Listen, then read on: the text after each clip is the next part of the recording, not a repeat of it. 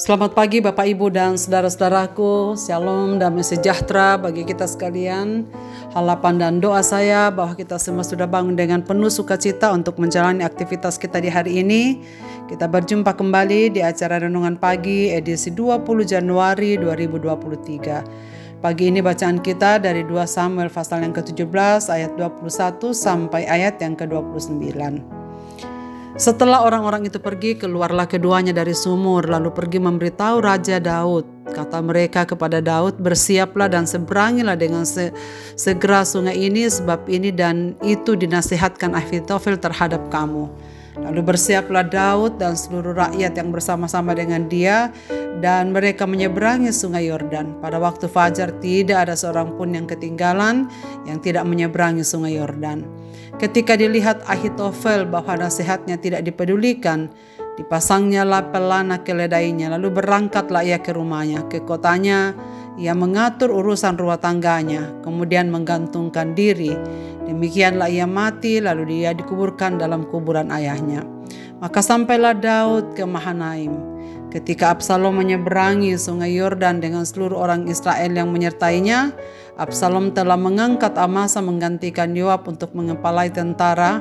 Amasa adalah anak seorang yang bernama Yitra, seorang Ismail yang telah memperistri Abigail binti Nahas, saudara perempuan Seruya ibu Yoab. Lalu orang Israel dan Absalom berkemah di tanah Gilead. Ketika Daud tiba di Mahanaim, maka Sobi bin Naas, Raja Rabah, kota Bani Amon, dan Makir bin Amiel dari Lodebar dan Barselia, orang Gilead, orang Rogelim, membawa tempat tidur, pasu, periuk, belanga, juga gandum, jelai, tepung, berti gandum, kacang babi, kacang merah besar, kacang merah kecil, madu, dadi, kambing domba, dan keju lembu bagi Daud dan bagi rakyat yang bersama-sama dengan dia untuk dimakan, sebab kata mereka, rakyat ini tentu telah menjadi lapar, lelah, haus di padang gurun. Pertolongan Tuhan dalam kesulitan. Saudara-saudaraku, perseteruan Absalom dan ayahnya Daud semakin menuju puncaknya. Mungkin kita berpikir bahwa pertolongan Tuhan paling nyata ketika semua berjalan dengan lancar. Namun pengalaman hidup menunjukkan bahwa kita biasanya lebih merasakan pertolongan Tuhan justru ketika kita mengalami kesulitan. Pada saat yang demikian kita begitu bergantung pada pertolongan Tuhan, dan karenanya lebih dapat melihat dan menghargai ketika pertolongan tersebut diberikan. Seperti yang dirancangkan Daud, Husai berpura-pura berpihak kepada Absalom, dan dalam kedaulatan Tuhan nasihat Ahitofel yang baik tidak diterima. Di pihak lain Absalom sedang menyusun siasat penyerangan ke kubu Daud. Saudara, bagian ini menyatakan penyertaan Tuhan bagi Daud di tengah-tengah hukumannya. Meski Tuhan sedang menghukum, tapi penyertaan terus dinyatakan juga. Tuhan mengirimkan Husai, lalu Ahimaas dan Yonatan yang menjadi pembawa berita bagi Daud, orang-orang yang menolong Daud dengan pembawa makanan. Sehingga penyertaannya di dalam pertempuran bagian kedua ini memberikan latar belakang ketika kedua Samuel masuk ke peperangan hingga Daud dengan Absalom. Latar belakang mengapa Absalom akhirnya mengejar Daud dengan segenap kekuatan, dan latar belakang bagaimana akhirnya Tuhan akan membunuh Absalom dikemukakan pada bagian ini. Saudara sekalian, Tuhan tidak berhenti mengasihani Daud, dan bagian ini memberikan penjelasan tentang itu. Bahkan ketika Tuhan sedang menghukum Daud dan penyertaannya dan pemeliharaannya, tetap Daud rasakan Tuhan sedang melatih Daud, dan karena itu hukuman yang dijalani Daud ini pun akan berujung pada bukti penyertaan Tuhan kepada Daud, bukan Absalom atau siapapun. Saudara-saudaraku, Tuhanlah yang mengasihani Daud. Itu sebabnya di usianya yang sudah senja, tidak seorang pun dapat merebut tahta Israel dari dia. Daud tidak mati-matian mempertahankan, tetapi Tuhan yang menjaga tahta itu baginya. Saudara sekalian, mungkin kita berpikir bahwa pertolongan Tuhan ternyata tidak hanya sampai di sini. Ketika Daud tiba di Mahanaim, ternyata sudah ada sahabat-sahabat lama yang mendukung Daud dan pasukannya dengan berbagai kebutuhan praktis. Pertolongan Tuhan dalam berbagai aspek dalam masa kesulitan Daud ini merupakan pertolongan yang pasti sangat mengharukan Daud. Kita bisa yakin bahwa Tuhan akan memberikan pertolongan yang kita butuhkan kepada kita jika kita juga bergantung padanya. Bagaimana pedihnya hati seorang ayah menghadapi pemberontakan anaknya sendiri.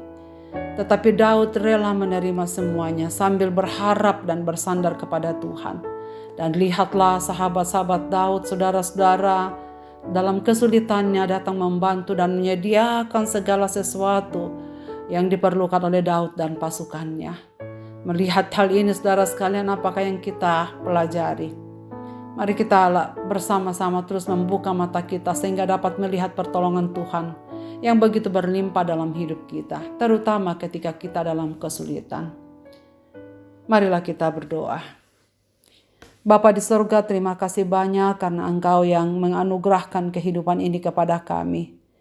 Kami hanya mengucap syukur bahwa meskipun dalam kesulitan, dalam berbagai-bagai pencobaan hidup, bahkan di tengah-tengah penghukuman yang Tuhan berikan kepada umat-umat-Mu, Engkau selalu sertai dengan penyertaan-Mu dalam kehidupannya.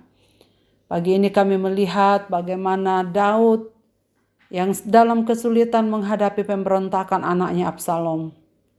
Meskipun demikian, ia selalu menyerahkan diri dalam tangan kasih-Mu. Dan kami lihat bahwa Tuhan selalu menyediakan pertolongan melalui orang-orang yang tak dapat kami duga atau dengan cara-cara yang Tuhan sediakan. Ajarlah kami untuk senantiasa setia kepadamu, bergantung kepadamu Bapa, dan menyaksikan kasih-Mu kepada dunia ini. Biarlah Tuhan menolong kami semua dalam melaksanakan tugas tanggung jawab kami masing-masing. Secara khusus pada pagi ini kami mendoakan saudara-saudara kami yang sedang dalam masa-masa kesulitan. Kami mendoakan saudara-saudara kami yang sedang terbaring di rumah karena sakit penyakit, ataupun yang terbaring di rumah-rumah sakit atau di tempat-tempat perawatan yang lain. Tuhan, tolonglah mereka. Bantulah mereka untuk selalu melihat cara yang lain dari Tuhan yang Engkau pakai untuk memberkati kehidupan anak-anak-Mu. Terima kasih banyak ya Bapa, mereka yang sedang berduka Tuhan hiburkan, mereka yang sedang menderita bahkan tidak tahu jalan yang apa yang akan ditempuh.